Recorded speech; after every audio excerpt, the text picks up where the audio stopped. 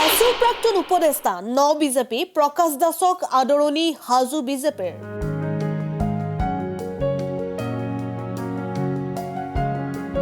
বিতৰ্কৰ মাজেৰে বিজেপিত যোগ দিয়া আসুৰ প্ৰাক্তন উপদেষ্টা প্ৰকাশ দাসক আদৰণি জনাই হাজু বিজেপিয়ে বৃহস্পতিবাৰে ন বিজেপি নেতাগৰাকী সদল বলে উপস্থিত হৈ হাজু বিজেপিৰ মুখ্য কাৰ্যালয়ত হাজু মণ্ডলৰ সভাপতি ভূপেন কলিতাৰ উপস্থিতিত নেতাগৰাকীক দললৈ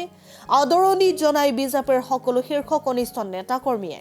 এই অনুষ্ঠানত হাজুৰ বিধায়িকা সুমন হৰিপ্ৰিয়া অসম চৰকাৰৰ যুৱ আয়োগৰ সদস্য ৰাতুল শৰ্মা জিলা পৰিষদৰ অধ্যক্ষ ৰীতা তালুকদাৰ বিপুল দাসক ধৰি বহু শীৰ্ষ নেতা উপস্থিত থাকে ফুলাম গামোচা জাপি শৰাইৰে নেতাগৰাকীক উষ্ম আদৰণি জনোৱা হয় অনাগত দিনত ৰাজ্যিক বিজেপি নেতৃত্বই দিয়া প্ৰতিটো দায়িত্ব পালন কৰিব বুলি সংবাদ মাধ্যমৰ আগত সদৰি কৰে প্ৰকাশ দাসে উল্লেখযোগ্য যে বিজেপিৰ কাৰ্যালয়ত উপস্থিত হোৱাৰ পূৰ্বে প্ৰকাশ দাসে হাজোৰ হয়গ্ৰীব মাধৱ মন্দিৰ দৰ্শন কৰে 28 তাৰিখ ভাৰতীয় জনতা পাৰ্টিৰ ৰাজ্যিক কাৰ্যালয়ত আনুষ্ঠানিকভাৱে যোগদান কৰা হাজো ভাৰতীয় জনতা পাৰ্টিৰ কাৰ্যালয়লৈ আমন্ত্ৰণ জনাই হাজো ভাৰতীয় জনতা পাৰ্টিৰ মণ্ডলৰ সভাপতি সংগঠিত হাজো ভাৰতীয় জনতা পাৰ্টিৰ মণ্ডলৰ সভাপতি হৰিচৰণ মালাকৰৰ উপস্থিতি লগতে আমাৰ সকলোৰে আদৰত মৰমৰ হাজো সমষ্টিৰ বিধায়িকা সুমন হৰিপ্ৰিয়া বাইদেউ জিলা উত্তৰ কামৰূপ জিলাৰ প্ৰভাৰী অভিজিৎ কলিতা লগতে ভাৰতীয় জনতা পাৰ্টিৰ ৰাজ্যিক কাৰ্যনিৰ্বাহকৰ সদস্য হাজোৰ বিশেষ আগভাগ লৈ ভাৰতীয় জনতা পাৰ্টিক নেতৃত্ব দিয়া ৰাতুল শৰ্মা ডাঙৰীয়া সংগঠিত জিলা পৰিষদৰ সদস্য বিপুল দাস উত্তৰ কামৰূপ জিলাৰ উপসভাপতি নগেন মালাকৰ সহিতে ইয়াত সকলোৰে উপস্থিতিত মোক অতি মৰম আৰু আদৰেৰে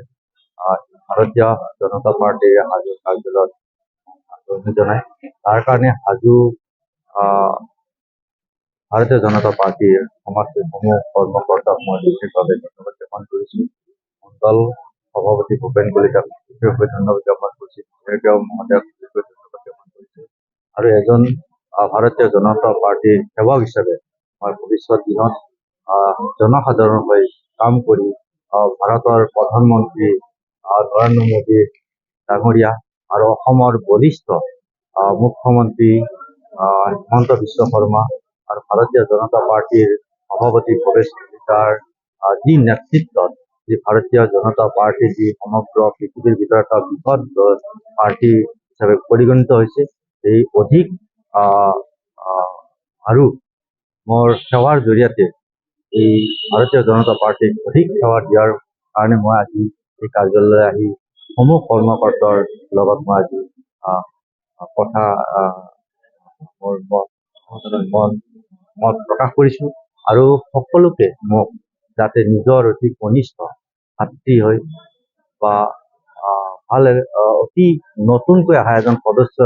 হিচাপে মোক গণ্য কৰি সকলোৱে যাতে মোক মৰম news desk report day 7 Assam Assam time ৰাইজৰ কণ্ঠ